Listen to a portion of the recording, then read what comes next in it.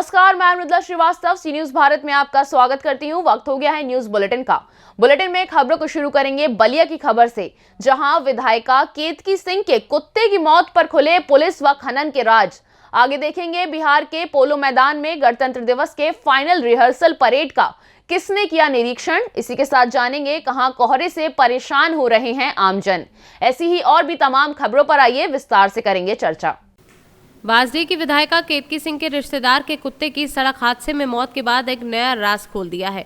कुत्ते के मालिक ने कहा कि यहां खनन माफिया और पुलिस के बीच ऐसा गठबंधन हो गया है कि हर दिन 100 से 120 ट्राली तक खनन होता है। कहा कि दिन भर सड़क पर मिट्टी भरकर चलने वाले ट्रैक्टर के कारण धूल उड़ता रहता है, जिससे सड़क पर चलना काफी मुश्किल हो जाता है। कुत्ते की मौत होते ही सैकड़ों लोगों ने सड़क पर हंगामा किया और सूचना मिलने पर अधिकारियों में खलबली मच गई। उधर परिवहन मंत्री सहित विधायक के फोन कॉल के बाद प्रशासन के पसीने छूट गए। मंत्री दयाशंकर सिंह और विधायक केतकी सिंह के फोन के बाद पुलिस ने एफआईआर दर्ज की। अधिकारी को दिशा निर्देश दिया। कौन मंत्री जी? माननीय परिवहन मंत्री दयाशंकर सिंह जी। और केतकी सिंह जो विधायक है, केतकी सिंह कौन लगती है आपकी? जी मेरी बहन है, मेरी बुआ की लड़की। कौन? केतकी सिंह। कहाँ से विधायक है इस समय? बाजडी विधानसभा से। जी। तो आपको नहीं लगता कि इतने जो हाई लेवल से प्रयास किया गया तब जाकर के प्रशासन ने कार्रवाई की? जी, अब उससे जो आप कह दीजिए, यहाँ पे कम से कम 150 की संख्या में लोग जुटे थे। लोगों ने रोड जाम कर दिया। कारण था उसका खनन। पिछले 15 दिनों से हमारे लोग बहुत ही परेशान चल रहे हैं। रात्रि 10 बजे से सुबह 6 बजे तक जो मौत का तांडव हमारे रोडों पे होता है। अगर आप रोड के 10 फीट के आसपास अगर सोए तो आपको रात भर नींद नहीं आई, इतनी आवाज़ें होती है ट्रैक्टर से। लगातार हमारे यहाँ सीसीटीवी लगे हुए हैं, कम से कम 10-15 सीसीटीवी हैं। अगर मैं उसका फुटेज निकाल के दे दूँ तो उंगलियों पे गिनती हो सकती है कि कम से कम 100 से 150 ट्रैक्टरें हमारे यहाँ से गुजरती हैं डेली, अवैध खनन करके। जी बिल्कुल, अवैध खनन करके।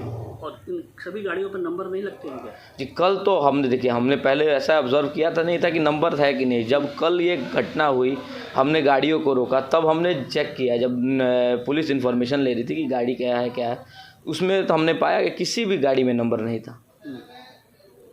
तो किन किन गाड़ियों पर कौन कौन विभाग चालान किया? आरटीओ ने किया है। उसके बाद माइनिंग ऑफिस से भी उन पर कार्रवाई हुई है। कोतवाल साहब ने भी एक्शन लिया है, थाना इंचार्ज ने भी एक्शन लिया है। तो विभिन्न धाराओं के तहत उन्हें सीज किया गया है गाड़ियों को। कितना दुख है आपके उस कुत्ते को? जी, दुख का व्याख्या क्या कर सकता हूँ कि बता रहे हैं कि 2 दिन से आपने खाना नहीं खाया। जी, जिसे बचपन से पालो और उस लायक बनाओ।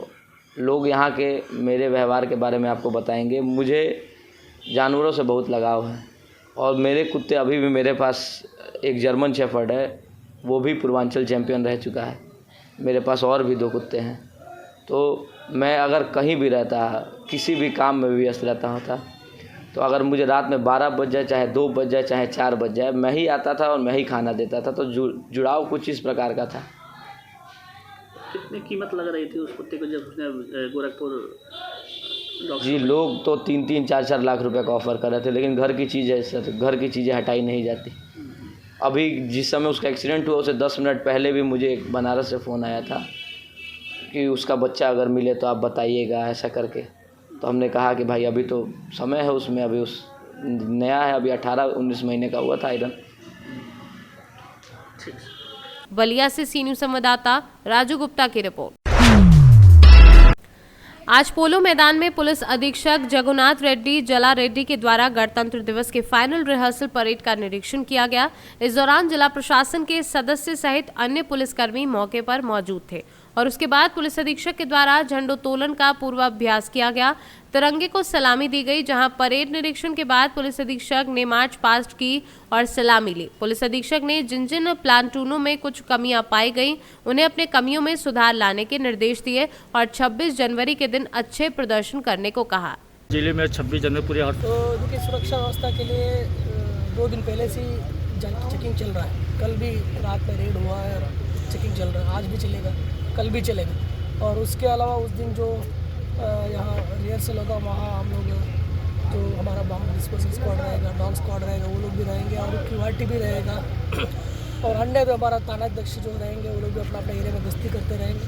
तो उस सुरक्षा का पर्याप्त संख्या में बल रहेगा। और रिपब्लिक डे में हम अपील करते हैं सबको, शहरवासियों सभी को हैप्पी रिपब्लिक डे और सब अपना शांति से मनाएं। सर जैसे कि कुछ भी हमारा नक्सल ऑपरेशन चलता है, इस ऑपरेशन को निर्देश दिया गया है कि वहाँ SSB, CRPF और STF हमारा बल है, वो लोग भी अपना ऑपरेशन चलाते हैं। Thank you sir. बिहार से सी न्यूज संवाददाता अभिषेक कुमार की रिपोर्ट। पाकुड़ जिला में गणतंत्र दिवस को लेकर रानी ज्योतिर्मयी स्टेडियम में डीसी वरुण रंजन एवं SP HP जनार्दन परेड के अंतिम पूर्वाभ्यास में एवं निरीक्षण किया गया। उपायुक्त वरुण रंजन ने जानकारी देते हुए कहा कि गणतंत्र दिवस के मुख्य आतिथ्य के तौर पर ग्रामीण विकास मंत्री आलमगीर आलम रहेंगे। मंत्री के द्वारा ही झंडोत्तोलन किया जाएगा। जनवरी को कौन झंडोत्तोलन करेंगे और क्या तैयारी की गई है? सबसे पहले तो जो गणतंत्र दिवस है उसमें मुख्य अतिथि के रूप में माननीय मंत्री श्री आलमगीर आलम जी द्वारा झंडोत्तोलन किया जाएगा। उसी को लेकर के आज परेड रिहर्सल का कार्यक्रम रखा गया था और जो गणतंत्र दिवस की जो सबसे इम्पोर्टेंट चीज़ें रहती हैं, परेड रहता है, मार्च पास्ट रहता है, झांकियाँ रहती हैं, तो उन सभी चीज़ों को लेकर के जो तैयारियाँ की जा रही हैं और साथ ही साथ यहाँ के लोगों को आने के लिए, बैठने के लिए जो समुचित व्यवस्थाएं की जानी है उसको लेकर के भी दिशा निर्देश दिया गया है। उस दिन और क्या कुछ कार्यक्रम किया जाएगा? उस दिन हम लोग का शाम में सांस्कृतिक कार्यक्रम रहेगा और सुबह में प्रभात फेरी रहेगा और कल 25 तारीख को जो है सो सुबह में साइकिल रेस है और फिर बाद में एक क्रिकेट मैच रहेगा। झारखंड से सी न्यूज संवाददाता अभिषेक तिवारी की रिपोर्ट। ग्राम काचरिया भाई उसके आसपास के सभी ग्रामों में लगातार 2-3 दिन से कोहरा गिर रहा है, जिसके कारण आमजन को बहुत परेशानी हो रही है। मानो ऐसा लग रहा है कि कोहरे ने सभी को अपनी आगोश में ले लिया हो। कोहरे के कारण स्कूली बच्चे व आमजन को सुबह से बहुत परेशानी का सामना उठाना पड़ रहा है। गिर रही हो 3 रोज से लगातार गिर रही है। अच्छा, ये स्कूल बच्चे। आपका नाम? दिलीप जी, इस मौसम में क्या क्या दिक्कत आ रही है? चलने में दिक्कत आ रही है, दिख नहीं रहा है सामने से। अच्छा, हमारे साथ स्कूली बच्चे, ग्रामीण जन भी मौजूद है। जिस प्रकार इस मौसम से सभी लोगों को बहुत परेशानी का सामना करना पड़ रहा है। जी, आपका नाम? अर्जुन सिंह राजपूत। तो अर्जुन सिंह, क्या स्कूल जा रहे हो आप? हाँ। तो इस मौसम में आपको, जैसे जो आप साइकिल से जा रहे हो, तो कोई दिक्कत वगैरह? दिक्कत है नहीं। तो फिर अच्छा, ये जो जिस प्रकार आप रोड पे जा रहे हो, तो जैसे सामने से वाहन आता है, वो दिखता नहीं है, पास आ जाता है जब दिखता है। अच्छा, तो अपने हिसाब से गाड़ी, साइकिल वगैरह चला रहे हो आप? हाँ। राजगढ़ से सी न्यूज संवाददाता नागेश्वर पाटीदार की रिपोर्ट। मध्य प्रदेश में इन दिनों कई आशा कार्यकर्ता, स्वास्थ्य कर्मचारी, बिजली विभाग के कर्मचारी सभी अपनी मांगे मनवाने के चुनावी समय में धरने पर बैठ गए हैं। मामला राजगढ़ जिले का ही नहीं बल्कि मध्य प्रदेश के अनेकों जिलों का है। 23 जनवरी को राजगढ़ जनपद पंचायत के सदस्यों ने अपनी मांगों को लेकर जनपद गेट के सामने ही धरना दे दिया। अब बात करते हैं जनपद सदस्यों की, जो कि 3-4 ग्राम पंचायत के मतदान से चुने जाते हैं। जनपद सदस्यों की 4 मांगों को लेकर उन्होंने धरना दिया है। जनपद सदस्य संघ की पहली मांग है कि 4 लाख से बढ़ाकर 15 लाख प्रतिवर्ष निर्धारित जारी की जाए और दूसरी मांग है कि हमारा वेतन जो कि 1500 रुपये से, जो कि मनरेगा मजदूर से भी कम है, उन्हें बढ़ाकर 10,000 किया जाए। और तीसरी मांग ग्राम पंचायत में बढ़ते भ्रष्टाचार को देखते हुए रखी गई है। बिना जांच अपारदर्शी कोई काम नहीं होगा, इसके कारण पंचायतों में भ्रष्टाचार को रोका जाएगा। सुरेश डांगी, जनपद सदस्य, ग्राम बखेड़, वार्ड नंबर 11। और हम सब राजगढ़ जनपद के सभी जनपद सदस्य जो 25 ही है, सभी 25 के 25 ही यहाँ उपस्थित हैं। और पूरे प्रदेश में हर जनपद स्तर पर तालाबंदी की जा रही है। सरकार से हमारी विभिन्न मांगे हैं, उनको मनवाने के लिए हम सब जनपद सदस्य यहाँ धरने पर बैठे हैं। पहली हमारी मांग है, हमारी जो जनपद की जो राशि, हमारी निधि, वो कम से कम 15 से 25 लाख रुपए प्रतिवर्ष आना चाहिए। और दूसरी हमारी मांग है कि हमारा वेतन जैसे जिला पंचायत अध्यक्ष का बढ़ाया है, ऐसे सभी जनपद सदस्यों का मानदेय 15,000 रुपये किया जाए। इसके साथ ही जनपद सदस्य जो इनके विभिन्न पंचायतें, 4-5 पंचायतों से चुन के आते हैं, तो हर जनपद ग्राम पंचायत में इनकी कुर्सी लगे और वहाँ इनकी बैठने की व्यवस्था हो, ताकि ये जनता के जो मध्य प्रदेश सरकार की योजना है उनको जनता को अच्छे से दिला पाए और साथ ही जो भी मूल्यांकन हो उन पे इनकी टिप लगनी चाहिए ताकि भ्रष्टाचार कम हो और पारदर्शिता आए और काम धरातल पर पहुँचे। ऐसी सभी जनपद सदस्य विभिन्न मांगों को लेकर मध्य प्रदेश सरकार के खिलाफ यहाँ बैठे हैं और जब तक हमारी मांगें नहीं मानी जाएगी, जब तक हम विरोध प्रदर्शन करते रहेंगे, हमारी हड़ताल जारी रहेगी। तो माननीय मुख्यमंत्री जी से हमारा अनुरोध है कि हम सबकी मांगे बहुत जल्दी मानकर हमारी घोषणा की जाए। बहुत बहुत धन्यवाद। और हमारी जो राशि है वो जनपद वो अभी तक पोर्टल के माध्यम से हमारे पास पहुंची नहीं है। जब भी देखो, जब पोर्टल का बहाना ले लेते हैं जनपद के जो सीओ साहब हैं वो कि पोर्टल पे आपकी राशि नहीं आई है। तो राशि इस प्रकार से आए जैसे परफॉर्मेंस ग्रांट फंड की राशि पहले आती थी, ऐसे सभी जनपद सदस्य अपनी स्व इच्छा से जो भी अपने क्षेत्र में जो समस्या है प्राथमिकता से उस काम को करा सके। जय हिंद। राजगढ़ से सी न्यूज़ संवाददाता नागेश्वर पाटीदार की रिपोर्ट। नगर के इतिहास में आज का दिन स्वर्णिम अवसर आया जब 21 वर्षों उपरांत नगर गौरव आचार्य श्री 108 विनिश्चय सागर जी का भव्य स्वागत के साथ नगर आगमन हुआ एवं अपने दीक्षा गुरु गणाचार्य श्री 108 विराग सागर जी महाराज के दर्शन पारसनाथ दिगंबर जैन बड़े मंदिर में किए गए। आगवानी जुलूस इतना भव्य था कि देखते ही बनता था। 2 किलोमीटर में बैंड, डीजे, घोड़ा बग्गी, रथ, महिला दिव्य घोष, बालक दिव्य घोष एवं हजारों श्रद्धालुओं का हुजूम साथ था। टीकमगढ़ से 7 बसें एवं सागर, छतरपुर, बड़ा, दमोह एवं संपूर्ण बुंदेलखंड के हजारों श्रद्धालुओं की इस दौरान उपस्थिति रही। दमोह से सी न्यूज़ संवाददाता शुभम राठौर की रिपोर्ट। हरदोई में पुलिस ने फैमिली चोर गिरोह का खुलासा किया है। बताया जा रहा है कि यहां सगी बहनें पतियों के साथ चोरी की वारदात को अंजाम देती थी। आरोपियों के पास से भारी तादाद में चोरियों का सामान बरामद किया गया है। चोर गिरोह में शामिल महिलाएं दिन में आसपास के कस्बों में निकलकर इलाके में रैकी करती थी और खाली पड़े घरों के बारे में जानकारी एकत्र करने के बाद अपने पतियों को उनके बारे में जानकारी देती थी और इसके बाद इनके पति अपनी पत्नी को साथ लेकर अपराध को अंजाम देते थे। में बढ़ती हुई नकबजनी की घटनाओं को देखते हुए मेरे द्वारा अपर पुलिस अधीक्षक पूर्वी और स्वाट एसओजी को मिलाकर के ऑपरेशन सुरंग चलाया गया, जिसमें ऐसे अपराधी जो विगत में ऐसे काम करते थे और छूट कर आए हैं उनकी पड़ताल की गई।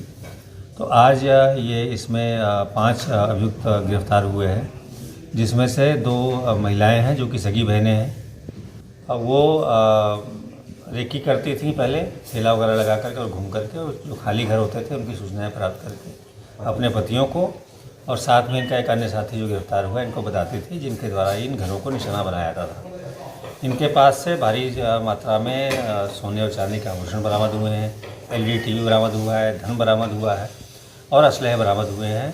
इस सब संपत्ति की कीमत लगभग 10 लाख रुपए होनी चाहिए। इसमें से 3 अभियुक्तों के अभी तक आपराधिक इतिहास भी ज्ञात हुआ है।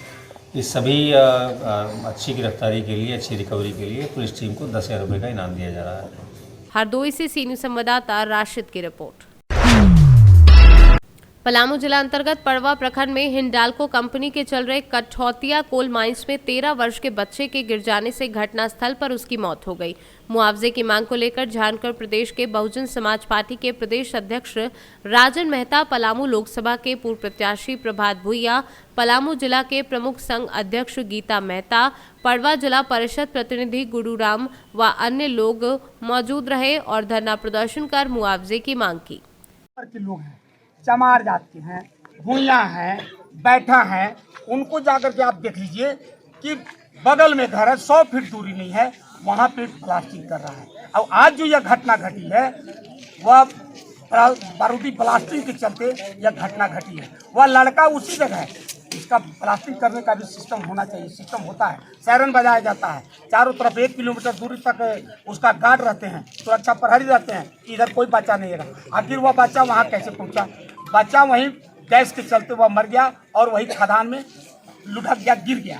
अब गिरने के बाद उसकी मौत हो गई। उसको आनंद फानंद में लोग देखा, एक बच्चा और था, वो भाग गया किसी तरह जान बचा करके, उसको आनंद फानंद में लेकर के गया हॉस्पिटल में मृत घोषित कर दिया। लेकिन अब इस तरह की घटना न घटे इसलिए मैं यहाँ पर पलामू उपायुक्त को यहाँ मैं मांग कर रहा हूँ कि पलामू उपायुक्त महोदय यहाँ पे पहुँचे और आ करके देखें कि पलामू उपायुक्त महोदय ही देख लें कि किस तरह वह परमिशन दिए हैं और किस तरह से यहाँ कंपनी वाले कर रहे हैं। किसी को आने जाने के लिए रास्ता घर घेर लिया जा रहा है। और इस बच्चा को जो बच्चा जो है बदेश्वर महतो के लड़का सीता के रहने वाले हैं, नाम मंजित कुमार है। ये होनहार लड़का था, बहुत अच्छा लड़का था, पढ़ने में भी तेज था जैसा सुनने में मिला, लेकिन इसका मृत्यु हो गया। इसको कम से कम कंपनी तत्काल में 1 करोड़ रुपया मुआवजा के रूप में दे। उसके बाद जब तक यहाँ जिला प्रशासन उपायुक्त महोदय नहीं आते हैं तब तक हम लोग यहाँ से उठने वाले हैं। नेताजी प्रत्यक्षदर्शियों के अनुसार आज जो ये जो घटना घटी और जो मृत्यु जो हुआ, तो हमको लगता है कि संवैधानिक तरीके से कुछ उससे दूरी रखता है। तो आपको क्या लगता है, इस कंपनी को बंद हो जाना चाहिए या फिर नियमतः चलना चाहिए इसका? देखिए, सब चीज़ के लिए नियम कानून है और यह नियम कानून को ताक पर रख करके यह मनमानी कर रहा है, रैयतों के साथ शोषण कर रहा है, यहाँ के गरीब गुरबा को उजाड़ने की काम कर रही है अपना सिर्फ लाभ कमाने के लिए। नियम कानून का, अगर नियम कानून रहता तो यह बच्चा के साथ थोड़ी घटना घट जाता। नियम कानून को ताक पर रख दे रहा है। बगल में घर है, मैंने कहा ना कि 100 फीट दूरी नहीं है और वहाँ पर ब्लास्टिंग 50-50 को एक बार कर रहा है। मृतकों के परिजनों से बातचीत के दौरान हमने पाया कि उनका मांग है कि 2 करोड़ और 1 नौकरी। आपका क्या प्रतिक्रिया है इसके ऊपर? नहीं, ठीक है, उस मृतक का परिवार को मांग जेन्युइन है, होनी चाहिए। 2 करोड़ अगर कंपनी देना चाहिए, कंपनी को, उस परिवार को नौकरी भी मिलना चाहिए, तभी जाकर के यहाँ से नियम कानून के तहत अगर माइंस को चलाना है तब यहाँ जनता जो है चलाने देगी। और जब तक भूमि अधिग्रहण एक्ट तहत नहीं मुआवजा देता है तब आगे यहाँ के जनता ने यह निर्णय ले लिया कि हम कंपनी को नहीं चलने देंगे, हम कंपनी के साथ शोषण नहीं होंगे। नेताजी, अभी तक कंपनी के अधिकारी पर अधिकारी नहीं पहुंचे हैं, इस पर आपका क्या प्रतिक्रिया है, क्या कहना चाहेंगे? आपके समक्ष दिख नहीं रहे हैं हमको कहीं भी, तो आप क्या कहना चाहेंगे? एकदम हम यही कहेंगे कि वो जो है एकदम निर्लज हैं, मानवहीनता के काम कर रहे हैं। अगर झारखंड से सी न्यूज संवाददाता मिथिलेश विश्वकर्मा की रिपोर्ट। जनपद सदस्य एकता संघ की अगुवाई में रायपुर जनपद के सदस्य द्वारा जनपद कार्यालय रायपुर कुर्चलियान में तालाबंदी कर मुख्यमंत्री के नाम सीईओ जनपद रायपुर एवं तहसीलदार तहसील रायपुर कुर्चलियान को 5 सूत्री मांगों को लेकर ज्ञापन सौंपा गया, जिसमें कई मांगे रखी गई। इस दौरान मुख्य रूप से सुमन साकेत, जनपद अध्यक्ष रामलखन सिंह, उपाध्यक्ष जनपद सदस्यों में सुनीता सिंह ढिल्लन, राजेश केवट व अन्य लोग उपस्थित रहे। जैसा कि जनपद पंचायत रायपुर करचुलियान में यहाँ पर तालाबंदी की गई है मध्य प्रदेश जनपद सदस्य एकता संघ के द्वारा, और यहाँ पर हमारे बीच में जनपद अध्यक्ष सुमन साकेत जी हैं, जनपद उपाध्यक्ष रामलखन सिंह जी और जनपद सदस्यगण यहाँ पर रजिया जी और रेखा सिंह जी और सुनीता सिंह ढिल्लन सिंह। तो बताइए कि जो ये मांगें जो आपके द्वारा रखी गई हैं 5 सूत्री मांगे हैं, तो कौन कौन सी मांगे हैं उसको पढ़ के सुना दिया जाए। हाँ, ये पंचायती राज अधिनियम एक्ट के 1993 में जनपद सदस्यों को अधिकार दिया गया था कि जो अधिकार पुनः वापस दिया जाए, जो दिया गया था उसको वापस किया जाए। और दूसरा है जनपद पंचायत सदस्य के क्षेत्र की प्रत्येक पंचायत में बैठने की व्यवस्था हो और पंचायत में सदस्य का मोबाइल नंबर ग्राम पंचायत के चौपाल एवं ग्राम पंचायत में अंकित हो। ग्राम पंचायत के प्रत्येक कार्य के लिए संबंधित क्षेत्र के सदस्य की सहमति एवं अनुमोदन अनिवार्य हो। तीसरा है जनपद सदस्यों का मानदेय कम से कम 25,000 रुपये हो एवं भत्ता भी दिया जाए। चौथा है जनपद सदस्यों की राशि को टाइम से मुक्त कर परफॉर्मेंस की राशि को 25 लाख रुपए समान रूप से हर सदस्य को दिया जाए। पांचवा है जनपद की कार्य योजना में नाम जोड़ने के लिए जनपद सदस्यों को अपने कार्य क्षेत्र की पंचायतों से प्रस्ताव मंगवाना पड़ता है। इसका अधिकार स्वयं जनपद सदस्यों को मिले, पंचायत से प्रस्ताव की आवश्यकता न हो। अतः महोदय जी, हमारे प्रदेश संगठन द्वारा प्रदेश सरकार को मांगों को लेकर एक ज्ञापन दिया गया था और 10 दिन के भीतर मांग पूरी नहीं होने पर शांतिपूर्ण आंदोलन का अल्टीमेटम दिया गया था। हमारी मांगे नहीं पूरी होने पर हमारे संघ द्वारा 23 जनवरी को जनपद में तालाबंदी कर ये धरना प्रदर्शन किया गया है। अगर मांग पूरी नहीं होती है तो आगे उग्र आंदोलन के लिए हम लोग विवश होंगे। जैसा कि आप लोगों ने आज ज्ञापन सौंपा, तो किस सक्षम अधिकारी को आपने ज्ञापन सौंपा? तहसीलदार साहब को दिया हम तहसीलदार साहब को दिए और वहाँ एसडीएम साहब को भी दे करके हम लोग पावती लिए। अभी हम लोग जनपद सीओ साहब का इंतजार कर रहे हैं। आपका शुभ नाम सर? शैलेंद्र पटेल, जनपद सदस्य वार्ड 10 से। जी जी बोलिए।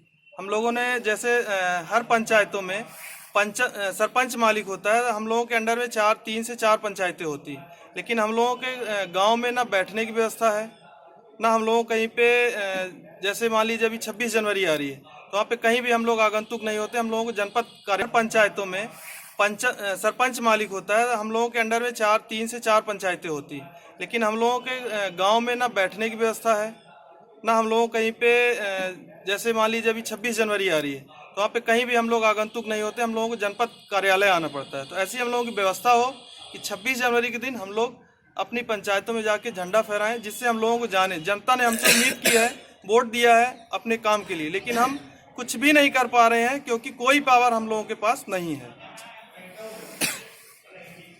जनपद अध्यक्ष महोदया जी, इस विषय पर आपका क्या कहना है? आज जो यहाँ पर तालाबंदी की गई जनपद सदस्य एकता द्वारा, मांगी पूरी हो जाए। अच्छा, हाँ यही है जी। और हमारे बीच में यहाँ पर जो जनपद सदस्य सुनीता सिंह ढिल्लन है, आइए हम उनसे चर्चा करते हैं कि इस विषय पर कुछ कहें। इस विषय पर अब कहने को क्या, हमारे साथी भाई बता ही चुके हैं आपको, जितनी मांगे हैं वो बस उसी मांग को लेके हम लोग आगे बढ़ेंगे। अगर नहीं पूरी होगी तो वेतनमान कितना मांग किया गया है? 25,000। 25,000 जी।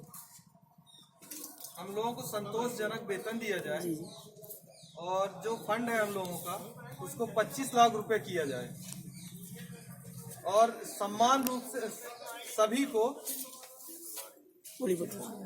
को बराबर मतलब जितने भी जनपद सदस्य हैं सबको बराबर मात्रा में दिया जाए। यहाँ पर कमला साकेत जी हैं जो कि एक जनपद सदस्य हैं, आइए उनसे चर्चा करते हैं कि जो 5 सूत्री मांगे यहाँ पर रखी गई हैं, सक्षम अधिकारी को ज्ञापन सौंपा गया है, तो अभी तो जानकारी हो गई कि कौन कौन सी मांगे हैं, और आपका क्या कहना है?